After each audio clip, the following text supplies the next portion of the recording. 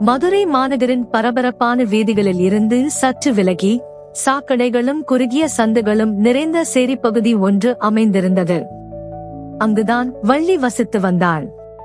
சூரியன் தன் பொன்னிற கதிர்களை அந்த சேரிக்குள் பாய்ச்சினாலும் வறுமையின் இருள் அந்த வீடுகளின் முகங்களில் படிந்திருந்தது. வள்ளி வசித்த சிறிய குடிசை மற்ற குடிசைகளைப் போலவே பழுதடைந்து எந்த நேரத்திலும் இடிந்து விழும் நிலையில் இருந்தது. ஒற்றைச் சாளரத்தின் வழியே வரும் வெளிச்சம் அவளின் எளிமையான அறையை வெளிச்சமாக்கியது. மண் தரை, சில பழைய பாத்திரங்கள், ஒரு கிழிந்த பாய், இதுதான் வள்ளியின் உலகம். வள்ளிக்கு சிறுவயதிலேயே தந்தை இறந்துவிட்டார். தாய் பரமேஸ்வரி உடல்நலம் குன்றியவர்.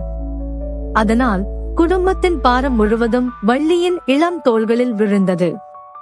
அவள் அருகில் இருந்த ஒரு பெரியவரின் வீட்டில் வேலை செய்து கிடைத்த சொற்ப வருமானத்தில் குடும்பத்தை நடத்தி வந்தாள்.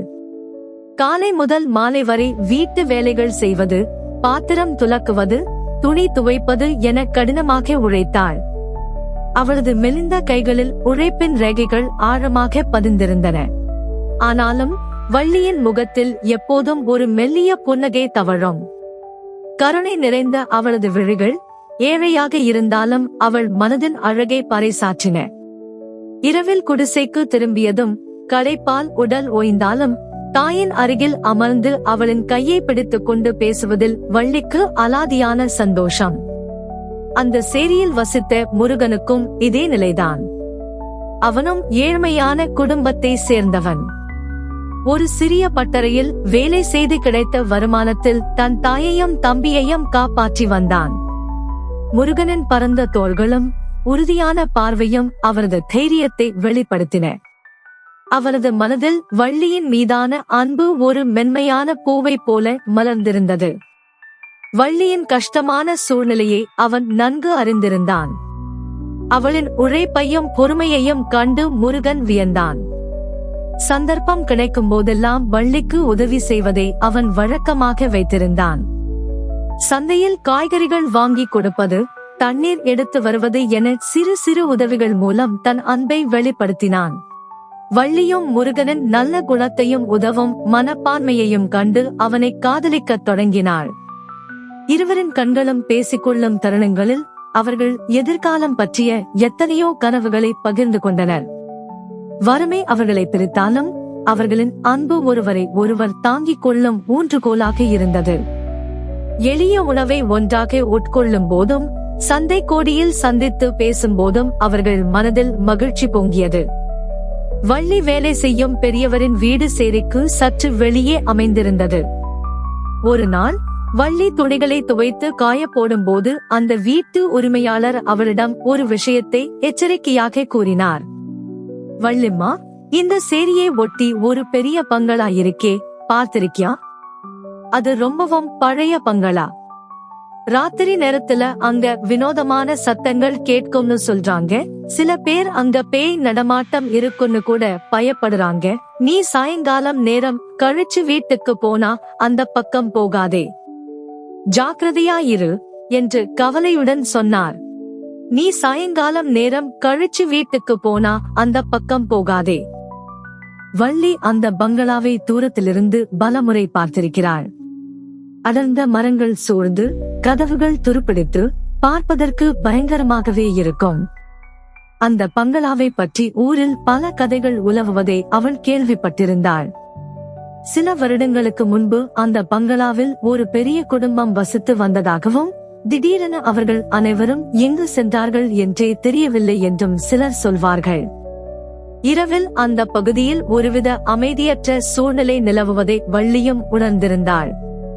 அந்த வீட்டு உரிமையாளர் சொன்னது அவளுக்குள் ஒரு சிறு அச்சத்தை ஏற்படுத்தியது. இருந்தாலும் முருகனின் மீது கொண்ட தீராத அன்பும் தன் தாயின் மீதுள்ள பாசமும் அவளுக்கு தைரியம் கொடுத்தன. வாழ்க்கையின் கஷ்டங்களை எதிர்கொள்ள அவள் பழகியிருந்தாள். பேயை பற்றிய பயம் அவளை ஒரு கணம் நடுங்கச் செய்தாலும் அதைவிட வறுமையின் கொடுமை அவளை அதிகமாக பயமுறுத்தியது. குடும்பத்தை காப்பாற்ற வேண்டிய பொறுப்பு அவளுக்குள் ஒருவிதமான மன உறுதியை கொடுத்திருந்தது. அந்த திகிலூட்டும் பங்களாவை நினைத்தாலும் அவள் தன் அன்றாட கடமைகளில் இருந்து பின்வாங்கவில்லை. அவளது மனதில் ஒரு நம்பிக்கை ஒளிந்து கொண்டிருந்தது. ஒரு நாள் எல்லாம் மாறும், தானும் முருகனும் சந்தோஷமாக வாழலாம் என்று அவள் நம்பினாள். ஆனால் அந்த பங்களா அவளது வாழ்க்கையில் எதிர்பாராத திருப்பத்தை ஏற்படுத்தப் போகிறது என்பதை அப்போது அவள் அறிந்திருக்கவில்லை. வழக்கம் போல அன்று மாலையும் வள்ளி தன் வேலையை முடித்து வீடு திரும்பிக் கொண்டிருந்தாள். சூரியன் மறைந்து மெல்ல இருள் கவியத் தொடங்கியிருந்தது. சேரியை நெருங்க நெருங்க அவளது மனதில் ஒருவித படபடப்பு தொற்றிக் கொண்டது. வீட்டு உரிமையாளரின் எச்சரிக்கை மணியோசை போல அவள் காதுகளில் ஒலித்துக் கொண்டிருந்தது.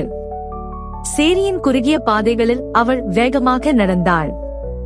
எங்கும் நிசப்தம் குடிகொண்டிருந்தது. வழக்கமாக விளையாடும் சிறுவர்களின் சத்தம் கூட அன்று கேட்கவில்லை. காற்று மெதுவாக வீசியது. மரக்கிளைகள் அசைந்து ஒருவிதமான பயமுறுத்தும் ஒலியை எழுப்பின. திடீரென அந்த அமைதியை கிழிக்கும் வண்ணம் ஒரு வினோதமான சத்தம் கேட்டது. அது எங்கிருந்து வருகிறது என்று வள்ளிக்கு வாகத் தெரியவில்லை. ஆனால் அந்த சத்தம் அவள் முன்னர் கேட்டிராத ஒன்று. ஒருவிதமான முனகல் போலவும் தேம்பி தேம்பி அழும் ஓசை போலவும் இருந்தது. வள்ளி தானாகவே தன் நடையை நிறுத்தினாள். அந்த சத்தம் பேய் பங்களா இருந்த திசையில் இருந்து வருவது போல் தோன்றியது. அவள் உடலில் ஒரு கணம் சிலிர்ப்பு ஏற்பட்டது. பயம் அவளை பின்னி பிணைத்தது. வேண்டாம், போகாதே என்று மனதுக்குள் யாரோ சொல்வது போல இருந்தது. ஆனால் அதே நேரத்தில் அந்த அழுகுரலில் இருந்த ஏதோ ஒரு வலி அவளை அந்த திசையை நோக்கி இழுத்தது. தயக்கத்துடன் அவள் பேய் பங்களாவின் அருகே சென்றாள். வெளியே இருந்த இரும்பு கேட் துருப்பிடித்து கோரமாக காட்சியளித்தது. உள்ளே அடர்ந்த செடிகள் வளர்ந்து பங்களாவின் பெரும்பாலான பகுதிகளை மறைத்திருந்தன. நிலவொளி மங்கலாக தெரிந்தாலும் அந்த பங்களாவின் இருண்ட உருவம் ஒருவித பயத்தை வரவழைத்தது. அப்போது மீண்டும் அந்த அழுகுரல் கேட்டது. இப்போது சற்று தெளிவாக இருந்தது. யாரோ ஒரு குழந்தை அழுது கொண்டிருப்பது போலிருந்தது. வள்ளி மெதுவாக கேட்டை திறந்தாள். கதவுகள் துருப்பிடித்திருந்ததால் ஒருவித கிரீச்சிடும் சத்தம் எழுந்தது. அவள் உள்ளே நடந்தாள். பங்களாவின் பெரிய மரக்கதவு சற்றே திறந்திருந்தது. உள்ளிருந்து மெல்லிய வெளிச்சம் தெரிந்தது. மீண்டும் அந்த அழுகுரல் இன்னும் தெளிவாக கேட்டது. ஒரு குழந்தையை தனியாக விட்டு விட்டது போல அந்த அழுகுரல் பரிதாபமாக இருந்தது. வள்ளியின் தாய் மனம் இறங்கியது. அத்தனை பயத்தையும் மீறி அவள் உள்ளே செல்ல முடிவு செய்தாள். ஒருவேளை யாருக்காவது உதவி தேவைப்படலாம் என்ற எண்ணம் அவளை தூண்டியது. மெதுவாகவும் அமைதியாகவும் வள்ளி திறந்திருந்த கதவின் வழியாக உள்ளே நுழைந்தாள். உள்ளே எங்கும் இருள் சூழ்ந்திருந்தது. தூசி படிந்த தளமும் ஒட்டடை பிடித்த சுவர்களும் அந்த பங்களா பல வருடங்களாக ஆள் நடமாட்டமில்லாமல் இருந்ததை உணர்த்தின. வீசும் காற்றில் ஜன்னல்கள் லேசாக அசைந்து ஒருவித பயங்கரமான ஒலியை எழுப்பின. வள்ளி தன் கண்களை இருளுக்கு பழக்கப்படுத்திக் கொண்டு மெல்ல நடந்தாள். கையில் கிடைத்த ஒரு உடைந்த மரக்கட்டை அவளுக்கு சிறிது தைரியம் கொடுத்தது. அப்போது மீண்டும் அந்த அழுகுரல் கேட்டது. இம்முறை அருகில் இருந்து. வள்ளி அந்த சத்தம் அந்த திசையை நோக்கி நடந்தாள். ஒரு சிறிய அறைக்குள் இருந்து அந்த அழுகுரல் கேட்டுக் கொண்டிருந்தது. அவள் தயங்கியபடி அந்த அறைக்குள் எட்டி பார்த்தாள். அங்கே ஒரு சிறுவன் மூலையில் சுருண்டு படுத்திருந்து அழுது கொண்டிருந்தான். அவனுக்கு 5 அல்லது 6 வயது இருக்கலாம். அவன் அழுததால் உடல் முழுவதும் நடுங்கிக் கொண்டிருந்தது. வள்ளிக்கு அந்த சிறுவனை பார்த்ததும் பரிதாபம் ஏற்பட்டது. சின்ன தம்பி, என்ன ஆச்சு? ஏன் அழற என்று மென்மையாக கேட்டாள். அந்த சிறுவன் பயத்துடன் தலை நிமிர்ந்து வள்ளியை பார்த்தான். அவளை பார்த்ததும் இன்னும் அதிகமாக அழத் தொடங்கினான். என்னை இங்க தனியா விட்டுட்டு போய்ட்டாங்க அக்கா என்று தேம்பி தேம்பி சொன்னான். வள்ளி உடனே அந்த சிறுவனின் அருகில் சென்று அவனை அரவணைத்துக் கொண்டாள். பயப்படாதே தம்பி, நான் உன்னை வீட்டுக்கு கூட்டிட்டு போறேன் என்று தைரியம் சொன்னாள். அந்த சிறுவனை அவள் மெல்ல தடவி கொடுத்து சமாதானப்படுத்தினாள். அவன் மெதுவாக அழுகையை நிறுத்தினான். அப்போது திடீரென பலத்த காற்று வீசியது போல இருந்தது. பங்களாவின் பெரிய கதவு யாரோ வேகமாக தள்ளியது போல டங் என்ற சத்தத்துடன் சாத்தப்பட்டது. வள்ளி திடுக்கிட்டு திரும்பி பார்த்தாள். கதவு மூடப்பட்டது மட்டுமல்லாமல் யாரோ வெளிப்புறமாக தாழிட்டிருப்பது போலவும் தோன்றியது. அவள் பதட்டத்துடன் கதவை நோக்கி ஓடினாள். கதவு உள்புறமாக திறக்க முடியவில்லை. வெளியில் இருந்து யாரோ தாழிட்டு விட்டார்கள் என்பதை அவள் உணர்ந்தாள். அந்த சிறுவனை இன்னும் இறுக பிடித்துக் கொண்ட வள்ளிக்கு உடல் முழுவதும் பயம் பரவியது. தாங்கள் இருவரும் அந்த திகிலூட்டும் பங்களாவிற்குள் யாரோ ஒருவரால் பூட்டி வைக்கப்பட்டிருக்கிறோம் என்பதை உணர்ந்தபோது அவளது இதயம் வேகமாக துடிக்க ஆரம்பித்தது. அந்த இருண்ட அறையில் அந்த அழுகுரல் மட்டுமே அவர்களின் தனிமையை உரக்கச் சொல்லிக் கொண்டிருந்தது. பூட்டிய கதவுக்கு முன்னால் பதற்றத்துடன் நின்ற வள்ளி அந்த சிறுவனை இன்னும் இறுக அணைத்துக் கொண்டாள். பயப்படாதே கண்ணு என்று அவனுக்கு தைரியம் சொன்னாலும் அவள் மனதுக்குள் பயம் ஒரு சுனாமியைப் போல எழுந்து கொண்டிருந்தது. வெளியே யார் இருந்தார்கள்? ஏன் அவர்கள் கதவை பூட்டினார்கள்? திடீரென மற்றொரு அறையில் இருந்து யாரோ பேசுவது போன்ற சத்தம் கேட்டது. அது ஒரு ஆணின் குரல். கோபமும் அதிகாரமும் கலந்த தொனியில் அவன் பேசிக் கொண்டிருந்தான். வள்ளி அந்த திசையை நோக்கி காதுகளை கூர்மையாக்கினாள். அந்த அறையின் கதவு பாதி திறந்திருந்தது. மெதுவாக, மிக மெதுவாக வள்ளி அந்த அறைக்குச் சென்றாள். சிறுவன் அவளை போக வேண்டாம் என்பது போல அவளது கையை பிடித்து இழுத்தான். நீ இங்கேயே இரு, நான் பார்த்துட்டு வந்துடுறேன் என்று அவனை சமாதானப்படுத்திவிட்டு வள்ளி கதவுக்கு அருகில் மறைந்தபடி எட்டி பார்த்தாள். அங்கு ஒருவன் கையில் மின்னும் கத்தியுடன் நின்று கொண்டிருந்தான். அவன் மிகவும் கோபமாக செல்போனில் பேசிக் கொண்டிருந்தான். அந்த சிறுவன் இன்னும் பங்களாவுக்குள்ளதான் இருக்கான். கதவை பூட்டிட்டேன். இனி அவனை யாருக்கும் கண்டுபிடிக்க முடியாது. எல்லாம் என் பிளான் படி நடக்கும் என்று அவன் கர்ஜித்தான். அவனது முகத்தில் ஒரு கொடிய புன்னகை தெரிந்தது. வள்ளிக்கு அவன் பேசுவதை கேட்டதும் அதிர்ச்சியாக இருந்தது. அந்த சிறுவனுக்கு ஏதோ ஆபத்து என்பதை அவள் உணர்ந்தாள். அப்போது அந்த சிறுவன் மெதுவாக வள்ளியின் அருகில் வந்து, அக்கா, அது என் சித்தப்பா என்று கிசுகிசுத்தான். அந்த சித்தப்பா தான் அவனை தனியாக விட்டுவிட்டு போயிருக்கிறான் என்பதை வள்ளி புரிந்து கொண்டாள். சொத்துக்காக அவன் அந்த சிறுவனின் உயிருக்கு ஆபத்து விளைவிக்கிறான் என்பதை உணர்ந்ததும் வள்ளிக்கு கோபம் பொங்கியது. அவள் யோசிக்க நேரமில்லை. அந்த சிறுவனின் உயிரை காப்பாற்றியாக வேண்டும். வள்ளி திடீரென அந்த அறைக்குள் நுழைந்தாள். அவளை பார்த்ததும் அந்த கொடியவன் திடுக்கிட்டான். நீ யாரு? இங்க என்ன பண்ணிட்டு இருக்க என்று கத்தியை உயர்த்தியபடி கேட்டான். உன் கொடிய எண்ணத்தை நிறைவேற்ற நான் விடமாட்டேன் என்று உறுதியான குரலில் சொன்னாள் வள்ளி. அவளது கண்களில் பயம் இல்லை, ஆனால் அந்த சிறுவனை காப்பாற்ற வேண்டும் என்ற வைராக்கியம் தெரிந்தது. அந்த கொடியவன் சிரித்தான். நீ என்ன பண்ணிட முடியும்? உன்னால என்னை எதுவும் செய்ய முடியாது என்று ஏளனமாக சொன்னான். பிறகு அந்த சிறுவனை நோக்கி கத்தியை நீட்டினான். இந்த சொத்தெல்லாம் உனக்கு தேவையில்லை, நீ செத்துட்டா எல்லாம் எனக்கு என்று கர்ஜித்தான். வள்ளி உடனே அவனை தடுத்தாள். அருகில் இருந்த ஒரு பழைய நாற்காலியை எடுத்து அவன் மீது வீசினாள். அந்த கொடியவன் சுதாரிப்பதற்குள் நாற்காலி அவன் மீது விழுந்தது. அவன் கையில் இருந்த கத்தி கீழே விழுந்தது. வள்ளி உடனே அந்த கத்தியை எடுக்க முயன்றாள். ஆனால் அந்த கொடியவன் வேகமாக அவளை தள்ளிவிட்டான். வள்ளி தரையில் விழுந்தாள். அவன் மீண்டும் கத்தியை எடுக்க குனிந்தான். சரியான நேரத்தில் வள்ளிக்கு ஒரு யோசனை தோன்றியது. தரையில் கிடந்த ஒரு பெரிய மரக்கட்டையை வேகமாக எடுத்து அந்த கொடியவனின் கையில் ஓங்கி அடித்தாள். வலி தாங்க முடியாமல் அவன் கையை உதறினான். கத்தி மீண்டும் கீழே விழுந்தது. இந்த முறை வள்ளி வேகமாக கத்தியை எடுத்துக்கொண்டாள்.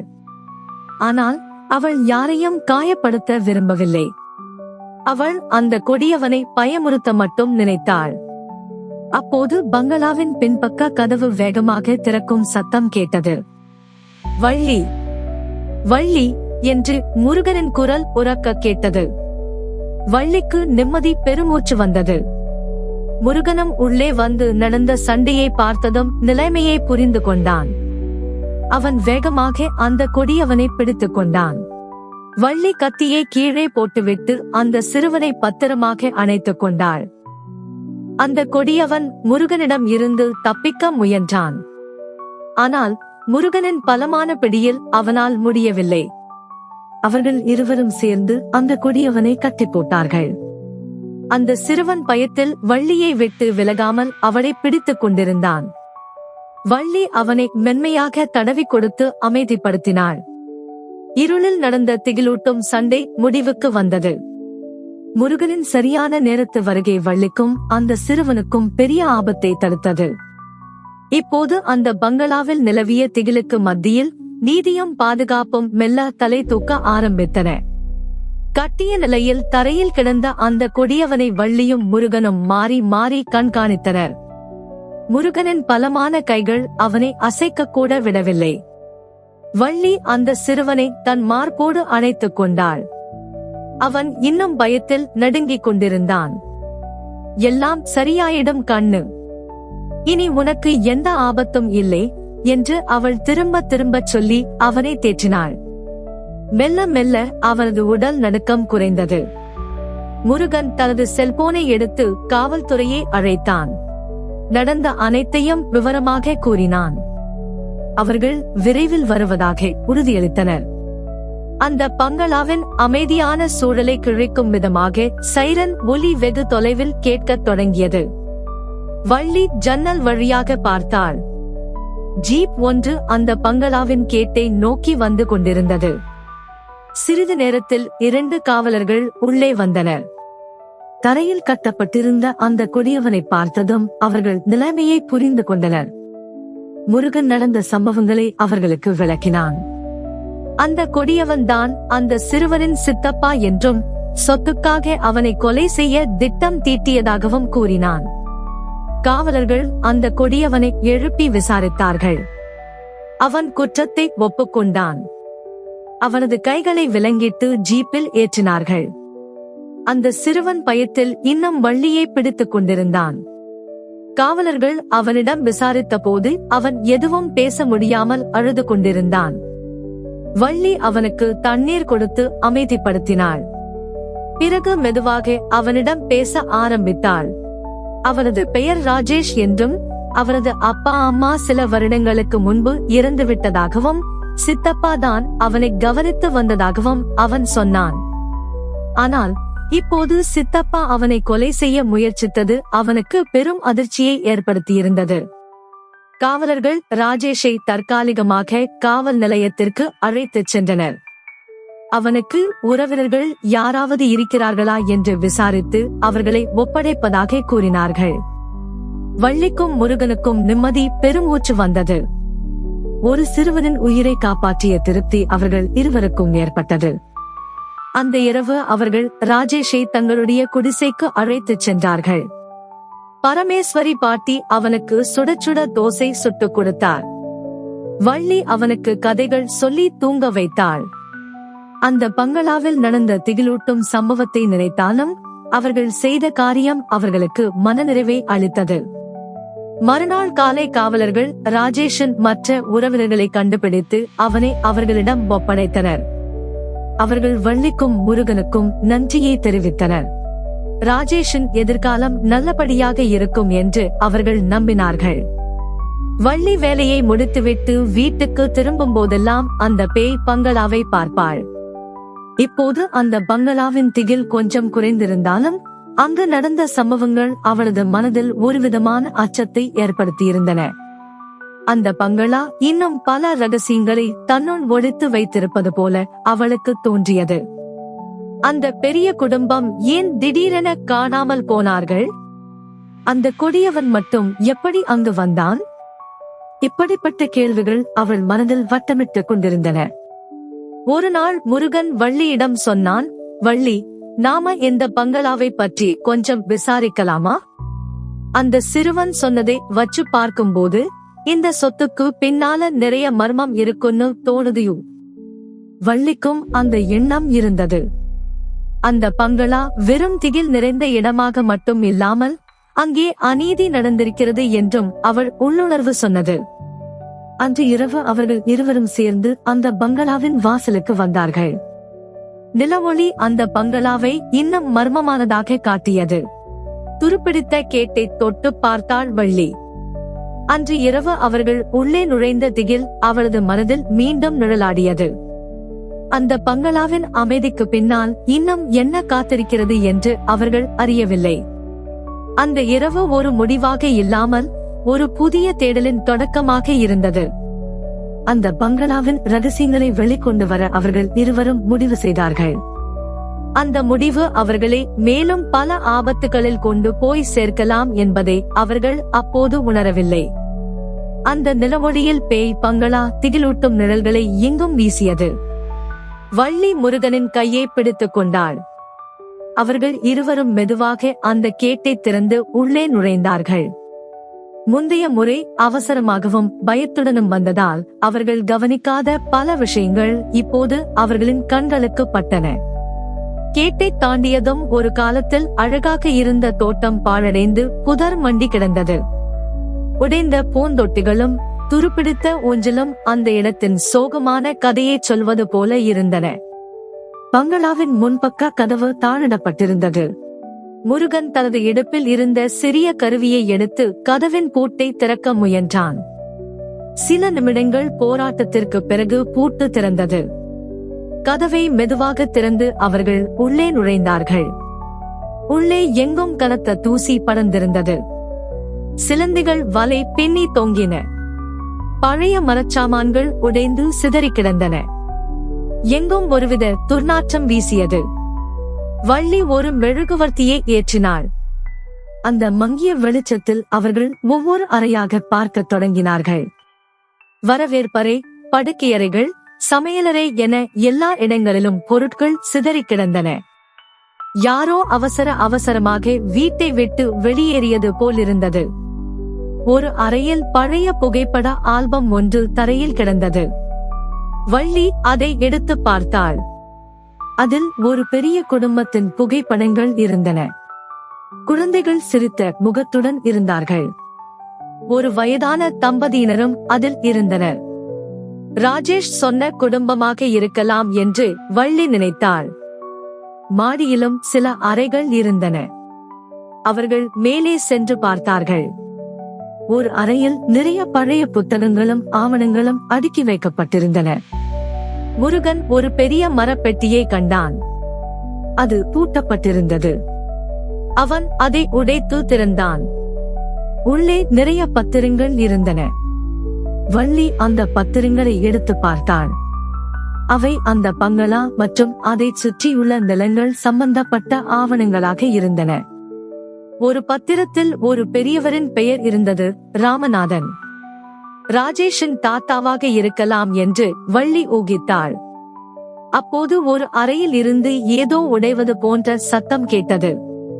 வள்ளி திடுக்கிட்டு முருகனை பார்த்தாள். அவர்கள் இருவரும் மெதுவாக அந்த சத்தம் வந்த திசையை நோக்கி நடந்தார்கள். ஒரு அறைக்குள் இருந்து யாரோ ஒருவன் பொருட்களை தேடுவது போலிருந்தது. அவர்கள் கதவுக்கு அருகில் மறைந்தபடி உள்ளே பார்த்தார்கள். அங்கே ஒருவன் முகமூடி அணிந்தபடி அலமாரிகளை திறந்து பொருட்களை தேடிக் கொண்டிருந்தான். அவன் கையில் ஒரு டார்ச் லைட் இருந்தது. அவனை பார்த்ததும் வள்ளிக்கும் முருகனுக்கும் பயம் ஏற்பட்டது. இவன் யார்? எதற்காக இங்கு வந்திருக்கிறான்? அவர்கள் இருவரும் அமைதியாக பின்வாங்க முயன்றார்கள். ஆனால் எதிர்பாராத விதமாக வள்ளி கால் இடறி ஒரு பழைய மரச்சாமானில் மோதினாள். பலத்த சத்தம் கேட்டதும் முகமூடி அணிந்தவன் திடுக்கிட்டு திரும்பி பார்த்தான். அவன் டார்ச் லைட்டை அவர்கள் மீது திருப்பினான். யார் நீங்க என்று கரகரப்பான குரலில் கேட்டான் அந்த முகமூடி அணிந்தவன். அவன் கையில் ஏதோ கூர்மையான ஆயுதம் இருப்பது போல தெரிந்தது. வள்ளிக்கும் முருகனுக்கும் என்ன செய்வதென்று தெரியவில்லை. அவர்கள் இருவரும் ஒரு கணம் தயங்கினார்கள். ஆனால் அவர்கள் உண்மையை சொல்லியாக வேண்டியிருந்தது. நாங்க இங்க எதுவும் திருட வரல. இந்த பங்களாவை பற்றி தெரிஞ்சுக்க வந்தோம் என்று தைரியமாக சொன்னான் முருகன். அந்த முகமூடி அணிந்தவன் அவர்களை முறைத்து பார்த்தான். உங்களுக்கு இது தேவையில்லாத விஷயம். உடனே இங்கிருந்து போயிடுங்க, இல்லன்னா நல்லா இருக்காது என்று மிரட்டினான். அவனது பேச்சில் இருந்த மிரட்டலை அவர்கள் உணர்ந்தார்கள். ஆனால் வள்ளி விடாப்பிடியாக கேட்டாள், நீங்க யாரு? எதுக்காக இங்க வந்திருக்கீங்க? அந்த முகமூடி அணிந்தவன் ஆத்திரத்துடன் அவர்கள் மீது பாய்ந்தான். கையில் இருந்த ஆயுதத்தை வீசினான். முருகன் வேகமாக வள்ளியை பிடித்து இழுத்தான். அந்த ஆயுதம் அவர்கள் அருகில் தரையில் விழுந்தது. அது ஒரு பெரிய கத்தி என்பதை அவர்கள் பார்த்தார்கள். அந்த முகமூடி அணிந்தவன் மிகவும் ஆபத்தானவன் என்பதை அவர்கள் உணர்ந்தார்கள். உடனே முருகன் அவனுடன் சண்டையிடத் தொடங்கினான். வள்ளி தரையில் விழுந்த கத்தியை எடுத்துக்கொண்டாள். அந்த முகமூடி அணிந்தவன் மிகவும் பலசாலி. முருகன் அவனுடன் போராடிக் கொண்டிருந்தான். வள்ளி சரியான சந்தர்ப்பம் பார்த்து அந்த முகமூடி அணிந்தவனின் காலில் மரக்கட்டையால் அடித்தாள். அவன் நிலை தடுமாறியதும் முருகன் அவனை கீழே தள்ளி மடக்கி பிடித்தான். அந்த முகமூடியை அவர்கள் அகற்றினார்கள். அவர்கள் பார்த்தது அதிர்ச்சியாக இருந்தது. அது ராஜேஷின் சித்தப்பாதான். காவல்துறையினரிடம் பிடிபட்டவன் எப்படி மீண்டும் இங்கு வந்தான் என்று அவர்களுக்கு புரியவில்லை. அவன் எப்படியோ தப்பித்து வந்திருக்கிறான் என்பதை அவர்கள் உணர்ந்தார்கள். அவன் இன்னும் அந்த சொத்தை அபகரிக்க முயற்சி செய்கிறான் என்பதை நினைத்ததும் வள்ளிக்கும் முருகனுக்கும் கோபம் அதிகரித்தது. அவர்கள் அவனை மீண்டும் கட்டி போட்டு காவல்துறையினருக்கு தகவல் கொடுத்தார்கள். இந்த முறை அவர்கள் இன்னும் அதிக பாதுகாப்புடன் வருமாறு கேட்டுக்கொண்டார்கள். பேய் பங்களா வெறும் திகில் மட்டுமல்ல, பேராசையும் வஞ்சகமும் நிறைந்த ஒரு இருண்ட உலகமாக அவர்களுக்கு காட்சியளித்தது. அந்த மர்மத்தை முழுவதுமாக வெளிக்கொண்டு வரும் வரை அவர்கள் ஓயமாட்டார்கள் என்று அவர்கள் உள்ளுக்குள் தீர்மானித்தார்கள். சற்று நேரத்தில் அதிக எண்ணிக்கையிலான காவல்துறையினர் அந்த பங்களாவிற்கு வந்தனர். அவர்கள் உள்ளே கண்ட காட்சியை பார்த்து அதிர்ச்சியடைந்தனர். ஏற்கனவே கைது செய்யப்பட்ட நபர் மீண்டும் கட்டப்பட்ட நிலையில் இருப்பதைக் கண்டு அவர்கள் குழப்பமடைந்தனர். வள்ளி நடந்த அனைத்தையும் விளக்கினாள். முகமூடி அணிந்து வந்தவன் ராஜேஷின் சித்தப்பா என்றும், அவன் எப்படியோ தப்பித்து வந்து மீண்டும் சொத்தை அபகரிக்க முயன்றான் என்றும் கூறினாள். காவல்துறையினர் அவனை மீண்டும் கைது செய்து இந்த முறை கூடுதல் பாதுகாப்புடன் அழைத்துச் சென்றனர். அதன் பிறகு காவல்துறையினர் அந்த பங்களாவை முழுவதுமாக ஆராயத் தொடங்கினர். தடயவியல் நிபுணர்கள் வந்து தடயங்களை சேகரித்தனர். வள்ளி மற்றும் முருகன் அளித்த தகவல்களின் அடிப்படையில் அவர்கள் தீவிரமாக விசாரணை மேற்கொண்டனர். அந்த பழைய ஆவணங்களையும் பத்திரங்களையும் அவர்கள் ஆய்வு செய்தனர். ஒரு நாள் காவல்துறையைச் சேர்ந்த அதிகாரி வள்ளிக்கும் முருகனுக்கும் தொலைபேசியில் அழைப்பு விடுத்தார். அவர்கள் கண்டுபிடித்த விஷயங்களை பற்றி பேச அவர்களை காவல் நிலையத்திற்கு வரச் சொன்னார். அங்கு சென்றதும் அந்த அதிகாரி அவர்களிடம் அந்த பங்களாவின் முழு கதையையும் கூறினார். பல வருடங்களுக்கு முன்பு ராமநாதன் என்ற பெரியவர் அந்த பங்களாவில் தனது குடும்பத்துடன் வசித்து வந்தார். அவருக்கு 2 மகன்கள் இருந்தார்கள்.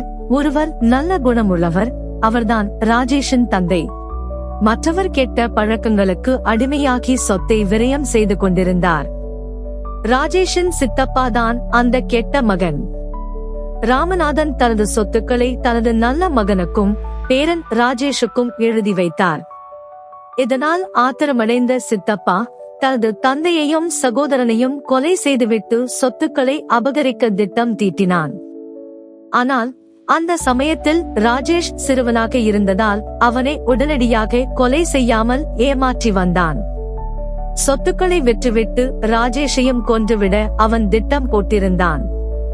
ராமநாதன் மறைப்பதற்கு முன் சில முக்கியமான ஆவணங்களை ஒரு ரகசிய அறையில் வைத்திருந்தது காவல்துறையின் விசாரணையில் தெரியவந்தது. அந்த அறையை கண்டுபிடிக்கத்தான் ராஜேஷின் சித்தப்பா மீண்டும் அந்த பங்களாவிற்கு வந்திருந்தான். ஆனால் வள்ளி மற்றும் முருகனின் சமயோசித புத்தியால் அவன் மீண்டும் பிடிபட்டான். ராஜேஷ் இப்போது அரசின் பாதுகாப்பு வளையத்தில் இருந்தான்.